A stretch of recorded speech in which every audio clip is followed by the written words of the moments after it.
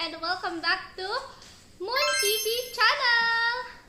For those who haven't subscribed yet, please do subscribe and click the bell button para updated kayo palagi sa ating mga next video. Pwede nyo din akong i-subscribe sa aking personal YouTube channel. Just search for Ashidal! In our previous video, we talked about the difference between agency and family and also the different types of live streaming here in Bigo Live. For today's video, ituturo ko naman sa inyo kung ano ang live data, beans, number of hours na dapat ma-accumulate dito sa Bigo, and kung paano na we-withdraw into real money ang ating mga virtual gifts or beans na na-receive from our supporters or followers. So first, we have the live data. So, ano nga ba ang live data? So, upon completion of your audition and sign with us, merong mag-a-appear na word na live data na makikita nyo under wallet or under beans tab. So, once na mag-appear na ang live data nyo sa inyong Bigo account, dito nyo ma-check ang na-accumulate nyo na beans or virtual gifts, pati na rin ang number of hours na nagawa nyo within the month. Natatandaan nyo ba, nung previous videos, itinuro ko sa inyo na once na Bigo host ka na, ay kailangan mo magpakota ng maximum of 40 hours per month and a minimum of 6,000 beans per month. So, dito sa live data mo, makikita lahat ng data na na-accumulate mo na beans and numbers of hours. So, next, we have the beans. So, napag-usapan na natin to on our previous videos, pero i-remind ko lang na ito yung mga virtual gifts na sinasend sa atin ng mga supporters natin once naging Bigo host na tayo. So, again, ang minimum na dapat nating makota per month is 6,000 beans and magiging eligible ka na para ma-convert ito into real money. Lagi niyo tandaan guys na ang maka-count lang sa live data natin na mga beans or virtual gifts na na-receive natin from our supporters ay yung mga papasok lang hanggang 12 midnight by the end of the month. Susunod naman natin is ang hours and days. Gaya ng beans, na-discuss na din natin to on our previous video.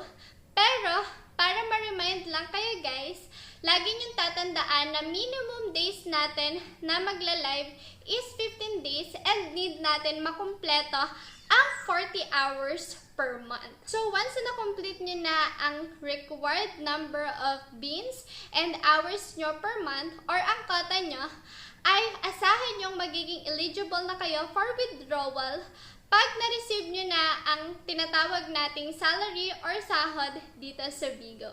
So, pag nare-receive nyo na yung beans or nagre-reflect na yung numbers of beans nyo sa inyong wallet, it's up to you guys kung i-convert nyo to into diamonds para mag-support ng other hosts or pwede nyong isama ito sa i-convert nyo para maging real cash or money na mawi-withdraw nyo dito sa Bigo.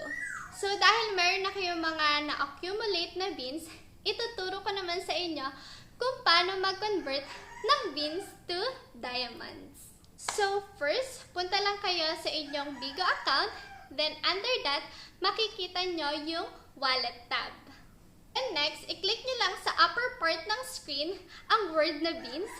At makikita nyo dun guys, na under niya ang exchange diamonds. Once na maklik nyo ang exchange diamonds, mag-a-appear dito ang inyong password.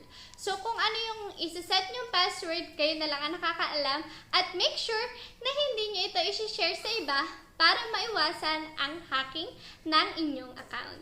And last part, sa pag-convert ng beans nyo into diamonds, makikita nyo doon ang numbers kung magkanong beans ang i-convert nyo sa diamonds. Kayo na yung bahala at depende sa number ng beans na nasa wallet nyo.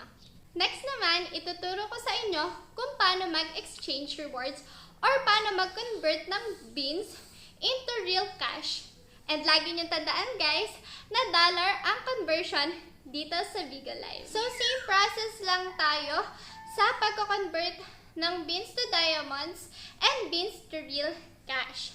So, from the same tab, click nyo lang yung wallet. Then, punta ulit kayo dun sa beans. Tapos, under that, makikita nyo naman ang exchange rewards. So, para makapag-exchange rewards kayo or convert your beans into real cash, exchange rewards starts at 6,700 beans or equivalent to 31 US dollars and no more than 1,050,000 beans or current beans that you have and equivalent to 5,000 US dollars. Once na makomplete nyo na ang steps sa pag-exchange rewards, it will take 2 weeks, not including the holidays and weekends, to be processed. Always remember that you can only exchange rewards once a week, and for the single withdrawal of more than 1,000 US dollars, it will need an approval that can take up to 25 to 30 working days. And for last but not the least na ituturo ko sa video na ito ay kung saan pwedeng pumasok ang mga sweldo nyo or mga in-exchange rewards na site or banks dito sa Bigo. So we have Payoneer, Airwallex, Nium, and Bank Transfer. So first, we have the Payoneer. So in Payoneer, kailangan nyong mag-register sa website nila and i-fill out lang ang mga certain details na hinihingi nila. Ilalagay ko sa description below ang link nila para pwede nyo din maklik at ma-route kayo sa website nila. So for GCash users, ito ang kadalasang ginagamit lalo na pag wala silang bank account. So once na malink nyo ang GCash nyo dito sa Payoneer, pwede nyo nang i-withdraw ang pera nyo or i-cash out through GCash. Katulad ng GCash, pwede nyo ding i-link ang bank account nyo para diretso nang pupunta ang sahod nyo or na-exchange rewards once na nasa Payoneer account nyo na ang converted beans. Next, we have the Airwallex. So, dito sa Airwallex, hindi nyo na kailangan mag-register pa sa kanilang website.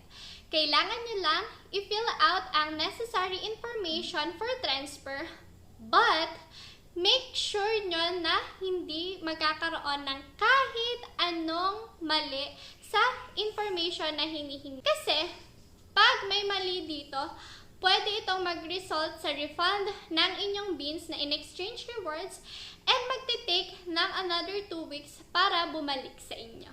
And also, tandaan na sa Airwallex ay hindi suportado lahat ng bank, lalo na pag nandito ka sa Pilipinas. Next, we have the Nium. So, ang Nium, ito yung pinakabagong option na nilagay ni Bigo para ma-withdraw nyo ang mga converted rewards nyo. So, kagaya ni Airwallex, hindi nyo na kailangan mag-register. Kailangan nyo lang i-fill out ang mga necessary informations na hinihingi nila.